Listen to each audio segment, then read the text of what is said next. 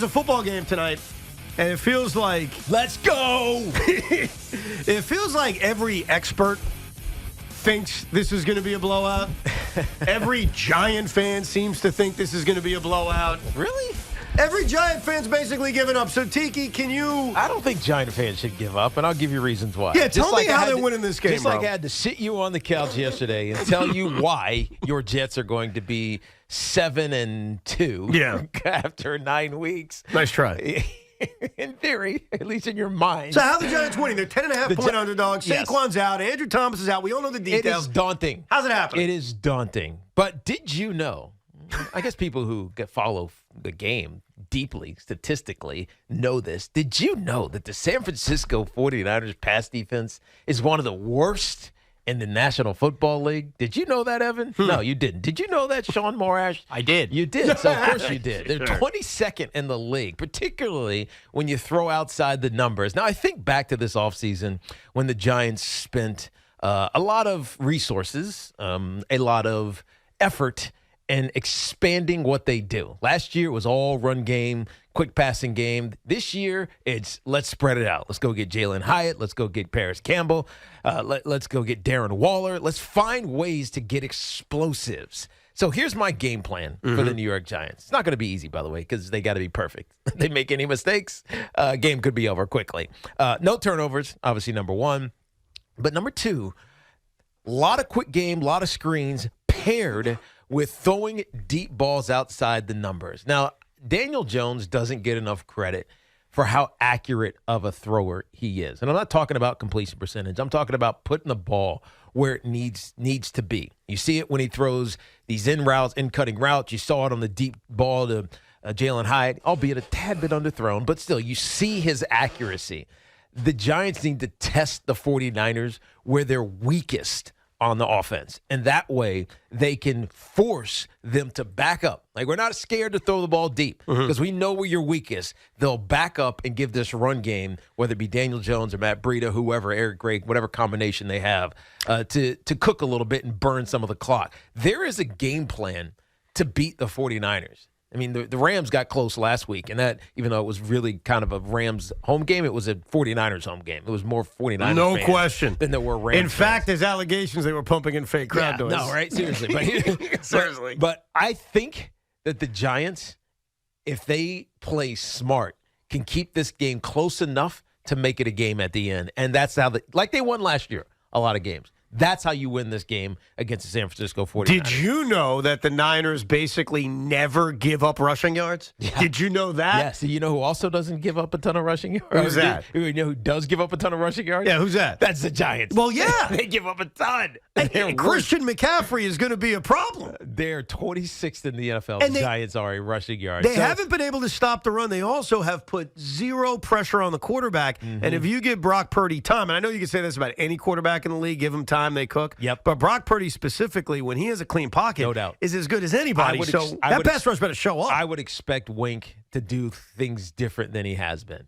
which is four-man fronts, sometimes playing substituted, putting pressure, just bringing them different sides. I would expect a five-man front, which is three techniques, a nose guard, two edge guys, stand-up edge guys, so they can drop into coverage, they can come, they can do – it just it presents a different look. I would expect something different from Wink because if Christian McCaffrey starts going off, this game will be over quickly. Oh, no doubt. Very quickly. No doubt.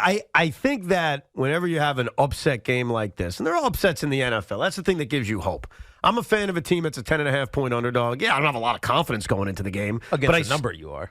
No, not even that. Because, at the end of the day, unless you bet this game tonight, who gives a crap about the number? Like, the number is just showing you how big of an underdog they are. If you're a New York Giant fan tonight, other than someone betting, but if you're a fan of the Giants, if you lose by 5 or you lose by 30, you lost. True. It counts the same in the standings. Now, obviously, your anxiety may be very different depending on how you lose this game, but a loss is a loss. Forget the spread. But to pull off one of these big upsets, I always look at these two things. Number one, you got to get off to an early lead. You can't play from behind. No chasing. No chasing because you can't ask Daniel Jones to drop back over and over again and tell Evan Neal, go stop Bosa. That'll go bad. He's the problem. And Because he comes hard every single time. Well, you know what also scares me about him? he's waiting for that breakout game. You know what I mean? 2 weeks into the season, he's been quiet. Yeah. Kind of makes sense No why. sack. Stayed away from the team. Yep. Hasn't had a sack. Guy led the league in sacks last year. Guy hit quarterbacks 18 and a half times. You're almost waiting for that explosion game. But the other thing is, remember back to that Giant Cowboy game week 1. Now, the Cowboys are a really good team, so they didn't necessarily need something fluky or crazy to have happen.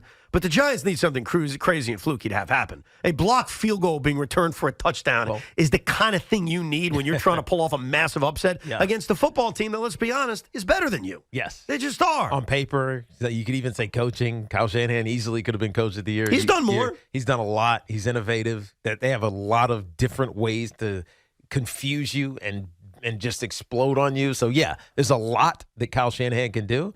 But Brian Dable was coach of the year last year. He's got to earn it right now. That's what this comes down to.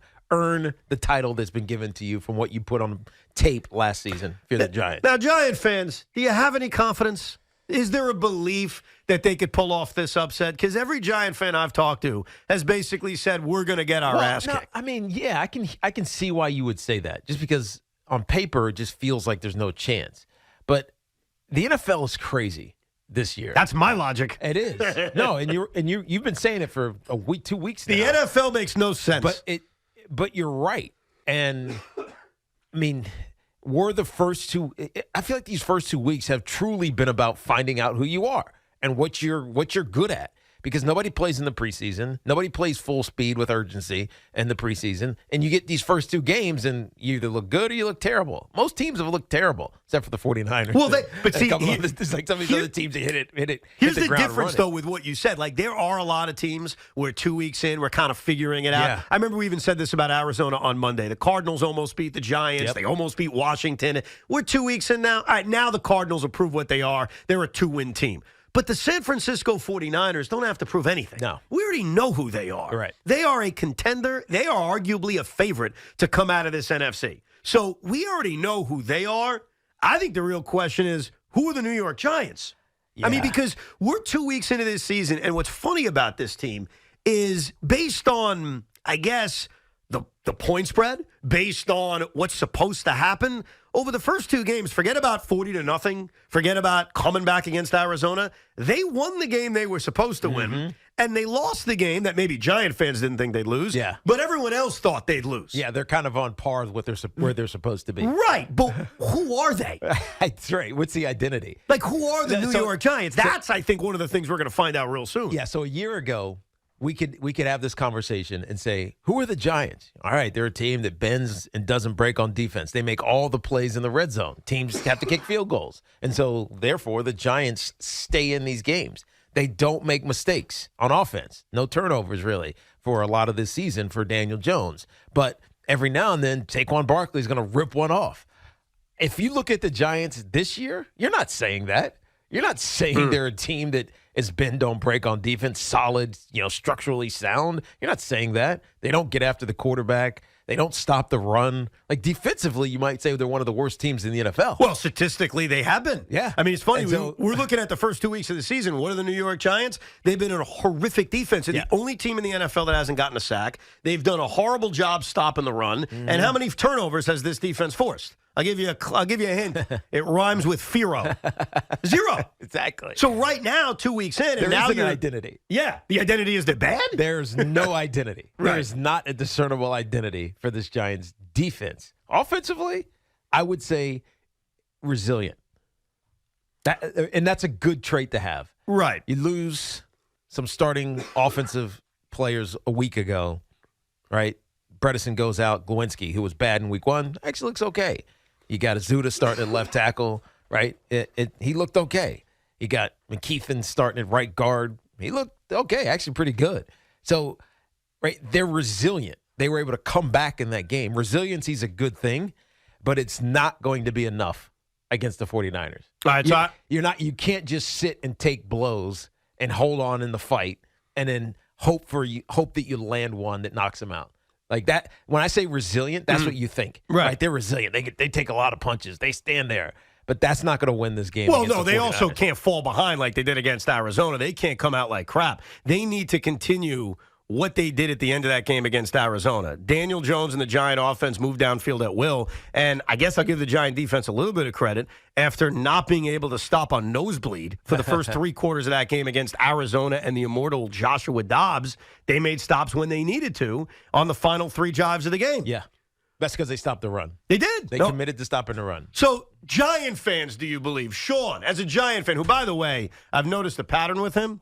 His game day jersey is Daniel Bellinger every single week. Every week. Why? Every week. Why is he earned that? Is that a luck thing? Yeah. No, it's just the most recent jersey I own. I'll probably, if they get annihilated tonight, I bet you I go to the Saquon or Jones or Barber or something for the next game. Barber. Oh, Yeah. you're mixing the tiki in It there. was Jersey Day in Florham Park schools. So the little Barber girls had Barber jerseys on. Really? I love it. Why did That's they pick cool. today as Jersey Day? I'm I don't curious. know. Because the Giants are playing? I Seems a don't little know. biased. Seems a little I biased. have They no knew the idea. Barber kids were going to that school. There were a couple other kids that had Barber jerseys Look on. at that. That's because they were kissing ass. That's what they were doing. No, it's not. That's what that was See if we can get the about. invite over for a barbecue. The Chickalese kid had a jersey on. She's so- like, I don't want to walk in with Brooklyn or Tegan because Tegan's going to be upset that I'm wearing her dad's jersey. It's like, all right. So where's your confidence level? Can they win this game? I've never had a less confident yet confident in the season feeling than I do What tonight. the hell does that even mean? It means this. I can't You're remember a schizophrenic? time in my fandom where I simultaneously thought the Giant team was good, thought the Giant team was a playoff team, yet have 0 ounce of excitement for a game that I feel like they're about to get annihilated in. I really believe that. How do you square those two things? I Like, know. I get they're down Andrew Thomas and Ben Bredesen, and they're down Saquon It's a big Barkley. deal. We all get that. But if Right. you're a good team, if you're the team you think they are, Yeah. I'm not saying you necessarily win tonight, but you compete. You're basically telling me they're going to get their ass kicked, Look, yet you remain confident in what this team is. I think the NFC is such a line of denomination. It's nothing new. It's Eagles, Niners, Cowboys right Gotta throw there. the Cowboys in it. Okay, but I'm just saying those 3, and then I think it's everybody else, and I think the Giants could be the cream of everybody else, but that line is so deep, and I can't shake 78-7 the last 2 times they played the Eagles and Cowboys. And above anything else, I could buy into your any given Sunday, the NFL, weird things happen, and I'm going to do that when it comes time to play the Dolphins and Bills in a couple weeks, because those are the kind of games I think the Giants can win. This strength of the Niners pass rush versus what now might be an all-time low for the Giants offensive line, which is saying something without Thomas and Bredesen, I think it's a bloodbath tonight to where Daniel Jones is curdled up milk. I think then we regroup, we look at it, and I view Seattle as a Super Bowl in 2 weeks. But I'm pumped for the season, and yet I don't have an ounce of enthusiasm for tonight. As a fellow It's an fan, interesting description. as a fellow fan, I understand what you're doing, and it never works. So, for example, the Jets play Kansas City in 2 weeks. Yeah. I will probably, depending on what happens on Sunday, but I'll probably go into that game saying, we got no shot. We're going to get killed. Like kind of the same thought you have. Once the game starts, is like a little bit of belief. If I go up 3-0, there's a little bit more belief. Yeah. If I go up 7-0, there's even more belief. And if, God forbid, I have a real lead in this game, all of a sudden, and I think this goes for just about every fan. I think I speak for all of you when I say this. All of a sudden, all your preconceived notions about we have no shot, I expect to lose, that changes, man. Oh, I agree. If we're doing the show at 9 p.m. tonight, true. We're not. We're doing the show right now, and I'm telling you how I feel right now. If they get a 3 and out and they go up and kick a field, it's 3-0 after 1 quarter. I'm going to be hooting and hollering. I'll have blue pom-poms out. I'm going to say, this is the night. Let's shock the world. Yeah, but are you going to come in here? Let's say they compete. All right, let's say it's the NFL. It's wacky. It's crazy. Giants lose a hard-fought game late. Moral victory. Oh, no, you can't. You absolutely can. Moral victory. I think this is a classic moral victory Moral spot. victory? You know, By the way, those moral victories mattered in 07 and 11, by the way. Those were real. There was only one moral victory that mattered, and that was the last game against the Patriots. That's the only one I'll ever give you in the history of sports. Oh, and 2011 hanging with those Packers led to beating the 15-1 Packers. I don't buy that.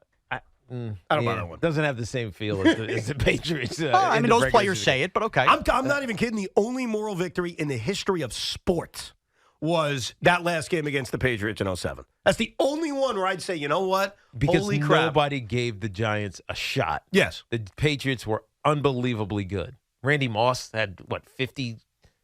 No, Tom Brady had 50 touchdowns, right? Randy Moss had 20-something. It was ridiculous how good they were.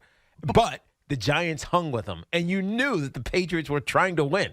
Yes. It's not like they were just showing up and we're just going to stay healthy and go to the play. Right, They were trying to win. And they were trying to have a perfect season. Week 3 on a Thursday night? No. Yeah. If the Giants lose especially if it's a hard-fought loss and they had a lead late and someone doesn't make a play or Evan Neal misses a block, you're coming in pissed off the next day. Like, I get the way we feel right now, 5 hours or 6 hours before kickoff. Yeah, you don't think the Giants are going to win. Yeah, you expect this, you expect that. Everything changes once the game starts, and then the game is played in a way that you didn't expect. Yeah, but this is where the moral victory thing does ring true. Because I believe tonight, based on roster and based on just if I'm looking at an individual game, forget the magnitude, the Giants winning this game tonight as a Giant fan, I think is a bigger upset than them winning Super Bowl 42. Oh, my God. Because, Oh, my God. No. Because they hung with the Pats that last week, that moral victory game. I think a lot of Giant fans sensed they had a chance to beat the Pats that day, even if the outside world didn't, because of how they played. Oh, I see what you're saying. Yeah. Because of how they played in the I last am week. telling you, Yeah. more Giant fans at least had a belief they could win that Super Bowl than have a belief they can win this game tonight. And from that standpoint, tonight is a bigger upset than Super Bowl 42. I think more Giant fans believe the Giants can win because they don't exactly know who they are yet. I can't tell you who the Giants are. I know who I think they are, but I can't tell you who they actually are. As the season went on a year ago, it was easy to say, well, what's your prediction on this game? Oh, I don't know, but I guarantee you it's going to be one score, one way or the other. Right. The Giants are going to keep it close, and they're going to have a chance at the end. I don't know if that's going to be the case this year, right? They've gotten blown out by 40, blown out by 20, but then came back and won the game. Didn't cover the number, but they came back and won the game, right? So in an explosive, ridiculously explosive way that you've never seen from the New York Giants, Right. at least this iteration of the Giants. So who the hell are they? I don't know. All I know is that the way to win this game, no turnovers, be quick, smart with the football, but take shots like you did last week against the Arizona Cardinals. Take some shots. Can't get behind because if you start chasing, it's over, and play five-man front so that Christian McCaffrey doesn't kill you. If you got to take one person out of the 49ers game, it's Christian McCaffrey. So they have to do all that. They've got to force a turnover, and they've got to get a sack. All those things are things they have not done yet this season, by the way. So they got to do something they haven't done. You know what game this sort of reminds me of? And Sean will remember, and you'll remember too, Tiki, the specifics of who didn't play. But I remember the feeling going into Thanksgiving of Giants-Cowboys. There was a sense of the Giants have no chance in this game. In fact, the spread in that game— You're talking about a year ago. A year ago, yeah. And I want to use Brian Daboll as an example because it is the similar to same team. The Giants were 10-point underdogs. Yeah. And I remember Wednesday, like a football Friday, the sense was they can't even compete. It was kind of like the same tone. And obviously, if you remember that game, it played out very, very differently. Obviously, the Giants didn't win, but they also had a lead at halftime. Like, they had a chance to win that football game. And so while they lost, they covered the number. It was a lot closer than we thought. And I think you walked away from that game probably more disappointed than, hey, this is a moral victory, because they teased you. They're up 13-7 at the half. You're thinking, we got a shot. But that's a game from last year that sort of reminds me that no chance feel. And I know Xavier McKinney was one of the guys that was out. Yeah, it was Xavier McKinney, Adoree Jackson, Evan Neal, Daniel Bellinger, more and more. Josh Azudu was out of the game. There's a ton of people out of so that there game. Now, obviously, Daniel Jones played, Saquon played. They had like 6 practice squad elevations. Okay, so it is not the same guys, but similar in terms of— short week, too. Short week, Thursday, and they didn't win. So the moral of the story is not, hey, you guys are going to win. The moral of the story was, it was close. Yeah, and that, by the way, that game's moral victory gave me confidence week 1, and they lost 40-0. Exactly. So what the hell does moral victories get you? We'll get to your calls. Are the Giant fans confident? Tiki laid out the plan of what they need to do. Problem is, can they actually do it? 877-337-6666, the toll-free number. A lot of other things to get to throughout the day, but mostly Giants, because the Giants are getting set for a Thursday night football game. Does sucking in prime time matter? We'll discuss that a little bit later on. And I've never thought this about my partner. I think he's a hardworking guy, and I stand by that. You're a hardworking guy. But there's something he's doing today that I think is incredibly lazy. Oh, come on.